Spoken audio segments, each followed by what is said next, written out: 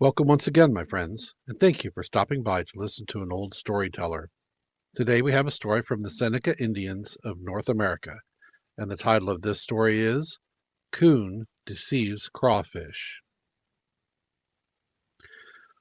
One day a coon was walking out. As he went slowly along the bank of a stream, he thought of his enemies, the crawfish, and wondered how he could kill them. At last he stood still and thought out a plan. He would go along the stream till he found a half-decayed log. He would take some of the soft, rotten wood, the punk of the log, and rub it over his face and around his eyes till he looked half-decayed himself, and then he would wait for his enemies. He hurried along and soon found a log. He rubbed his face with punk, then stretched himself across the log, half of his body hanging down on one side and his head and neck on the other side. Lying in this lifeless way, he looked as though he had been a long time dead.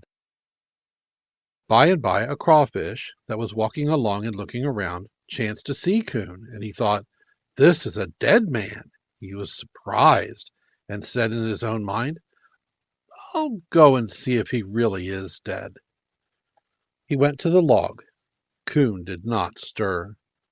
Flies were crawling over his face and body. "Why, this is our enemy," said Crawfish, "and he is dead. This is good news to tell. I'll notify all of my people." He started off immediately. When he thought he was near enough home to make someone hear, he screamed, "Go wah! Go wah! Go wah!" Then he ran on, every little while halting to scream, "Go gwa! Go gwa!" Someone heard the cry and notified the chief that a runner was coming with important news. The people went to the edge of the village and waited.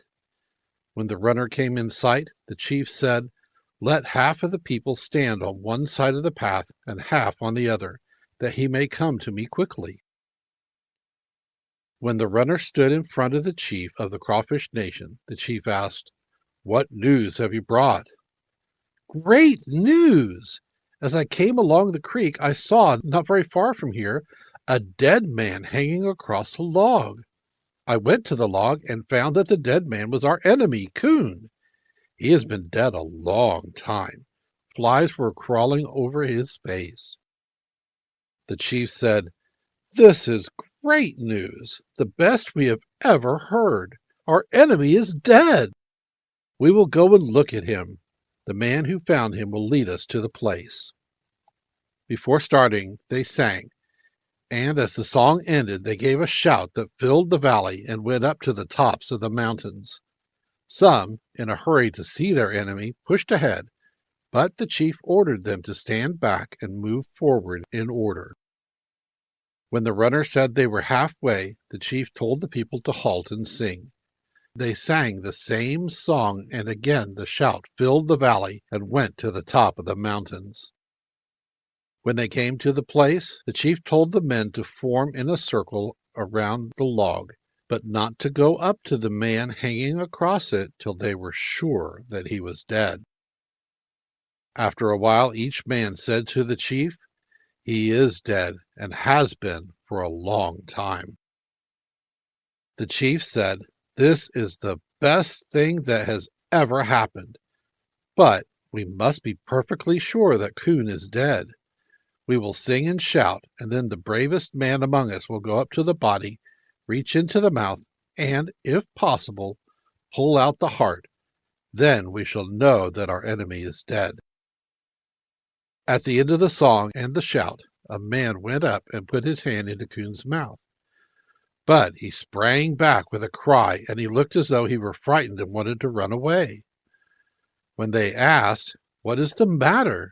he said, "Coon is alive." The men called him a liar and said, "You want to fool us. Coon is half rotten, and you say he is alive?" The chief called on another man, whom he said always told the truth. The people sang and shouted. Then the man stepped boldly up to the body, but he sprang back. The chief and the people were astonished when the man said, "Coon is alive." There the body hung, head down. No one had seen it move, and the face was black.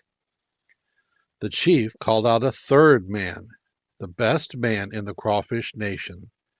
The people sang and shouted. Then the man went up to the body. He had just reached out to touch it when Coon sprang up and, dashing in among his enemies, began to fight them. He pulled out their arms, pounded their heads, and killed them. Of all the Crawfish nation, only one man escaped. That one found himself alone on a high hill, and, not knowing which way to go, was terribly frightened. I shall die, thought Crawfish, for how can I get back to the water? I shall die here alone. He crawled along slowly, for he was weak and thirsty. At last he saw a tree. Then he said in his own mind, I'll go and ask that tree what it is. When he came to the tree, he spoke up and asked, What kind of a tree are you? The tree answered, I am a black oak. Crawfish was discouraged. Black oaks grow far from the water, and he said to himself, I shall die here alone. But he crawled along slowly. After a time he saw another tree, and when he came near it, he spoke up and asked, What kind of a tree are you? The tree answered, I am a butternut. Now, butternut trees grow nearer the water than oaks do, so Crawfish knew he was going in the right direction. But his courage almost gave out, for he was so thirsty and weak that he could scarcely move. Still he crawled on. After a long time he came to another tree and asked as before, What kind of tree are you? The tree answered, I am a cottonwood. Crawfish was encouraged and began to think that maybe he would live till he came to some stream, for he knew that one was not far away. He crawled along and soon came to another tree. He asked, What kind of a tree are you? I am a willow, answered the tree. Now, Crawfish was so glad that he screamed and laughed and called out, I'm near water! I'm near water! Soon he came to low bushes. Then he stood up, jumped as far as he could, and came down in the water. He was so thirsty that he didn't go to the bottom of the stream, but floated on the surface till he had a long drink.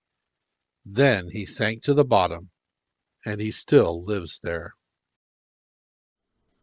Thank you once again for listening to this story.